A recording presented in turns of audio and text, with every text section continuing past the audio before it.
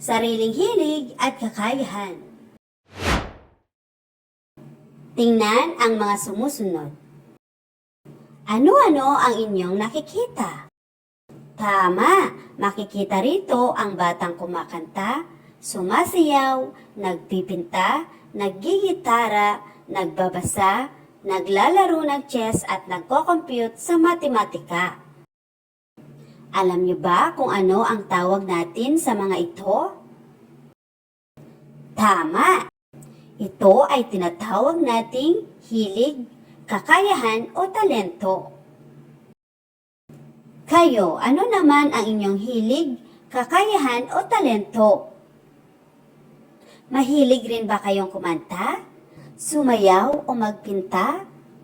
O may magaling ba sa inyong tumugtog ng instrumentong pangmusika? Sa tingin ninyo, magkakatulad ba kayo ng hilig? Bakit kaya? Tama, hindi kayo magkakatulad ng hilig. Dahil iba-iba kayo ng gusto, kakayahan at kinahihiligan. Bakit mahalagang malaman ang ating hilig at kakayahan?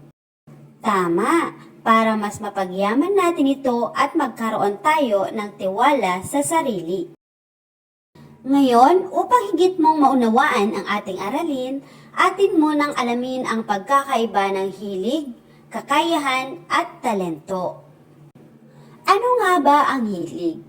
Ang hilig ay mga bagay na gusto nating gawin at karaniwang ginagawa natin pagkatapos mag-aral o tumulong sa bahay. Ang mga halimbawa ng hilig ay pag-awit, pagsayaw, pagbabasa, paglalaro ng chess, pagdodrawing at pag-aalaga ng halaman. Ano naman ang kakayahan? Ang kakayahan ay mga bagay na kaya nating gawin o matutunan sa pamamagitan ng pagsasanay. Ang mga halimbawa ng kakayahan ay paglangoy, pagluluto, pagpipinta, pagkukwenta, paglalaro ng bola at pagtatanim ng halaman. Ano naman ang talento? Ang talento ay pambihirang biyayang bigay ng Diyos na likas sa isang tao. Ang mga halimbawa ng talento ay magandang boses sa pag-awit, mahusay sumayaw, mahusay gumuhit, magaling tumugtog ng instrumento at mahusay tumula. Ngayon, upang higit ninyong maunawaan ang aralin, ay aking ibabahagi ang isang kwento tungkol sa isang batang mahilig gumuhit. Ang pamagat ng kwento ay Ang Munting Pintor. Ang Munting Pintor. Si Thomas ay isang masayahing bata. Mahilig siyang gumuhit tuwing tapos na ang kanyang takdang aralin. Gumuguhit siya ng bahay, puno, hayop, at magagandang tanawin. Isang araw, nagkaroon ng paligsahan sa pagguhit sa kanilang paaralan. Nahihiya si Tomas na sumali dahil naisip niyang hindi siya magaling. Ngunit sinabi ng kanyang guro, Tomas, ang talento ay biyayang galing sa Diyos. Gamitin mo ito at huwag matakot. Dahil dito, sumali si Tomas sa paligsahan. Ginawa niya ang kanyang pinakamahusay. Nang matapos ang paligsahan, tuwang-tuwa siya dahil nanalo siya ng ikalawang gantimpala. Mas lalo niyang naunawaan na mahalagang paunlarin at ibahagi ang sariling talento. Nagkaroon din siya ng tiwala sa sarili. Naintindihan ba ninyo ang kwento? Mahusay. Sino ang batang nasa kwento? Tama, ang batang nasa kwento ay si Tomas. Ano ang kanyang hilig? Tama, ang kanyang hilig o talento ay pagguhit. Bakit siya nahihiyang sumali? Tama, nahihiya siyang sumali dahil naiisip niyang hindi siya magaling. Ano ang sinabi ng kanyang guro?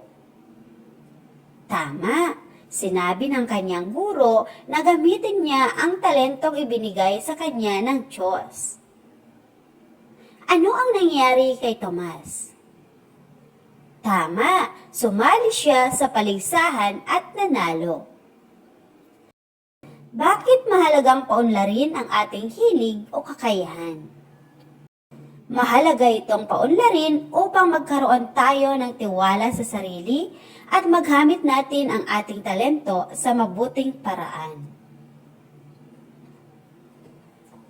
Alam ninyo, iba-iba ang hilig, talento at kakayahan ng bawat tao. Hindi pare-pareho ang galing ng bawat isa. May batang mahusay umawit, may magaling sumayaw, gumuhit, magbasa o magkwenta. Ang bawat isa ay may natatanging talento at kakayahan na dapat ipagmalaki at paunlarin. Ang pamilya, kaibigan, at kapaligiran ay nakakaapekto rin sa ating hilig at talento.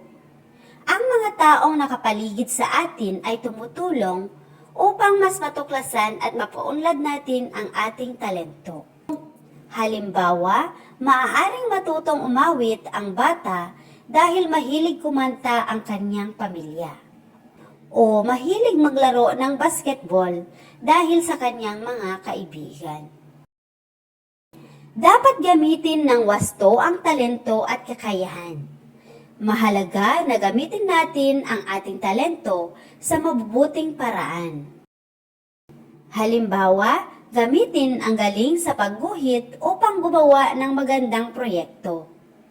O di kaya'y gamitin ang husay sa pag-awit upang magpasaya at magbigay inspirasyon sa iba. Ang pagbabahagi ng talento ay nagpapakita ng kabutihan at pagtitiwala sa sarili. Kapag ibinabahagi natin ang ating kakayahan, tulad ng pagtulong sa kaklase o pagpapakita ng talento sa harap ng iba, nagiging mas mabuti tayong tao at mas tumitibay ang ating tiwala sa sarili. Mas mapapaunlad rin ang kakayahan kapag ito ay pinagsisikapan at ginagamit. Lalong gumagaling ang isang tao kapag lagi niyang ginagawa at pinapraktis ang kanyang talento o kakayahan. Halimbawa, mas gagaling sa pagsayaw ang batang palaging nagsasanay at hindi sumusuko. Laging tandaan, ang bawat bata ay may sariling hilig, kakayahan at talento na natatangi at mahalagang pagyamanin. Ang talento ay biyayang bigay ng Diyos, habang ang kakayahan ay lalo pang napapaunlad sa pamamagitan ng pagsasanay, pagsisikap, at wastong paggamit nito. Mahalaga ring gamitin at ibahagi ang ating talento at kakayahan sa mabubuting paraan upang makatulong sa kapwa at maipakita ang kabutihan. Sa pamamagitan nito, nagkakaroon tayo ng mas matibay na tiwala sa sarili at natututuhan nating pahalagahan ang sarili at ang ibang tao. Ngayon, ihanda ang inyong lapis at papel para sa mga sumusunod na gawain.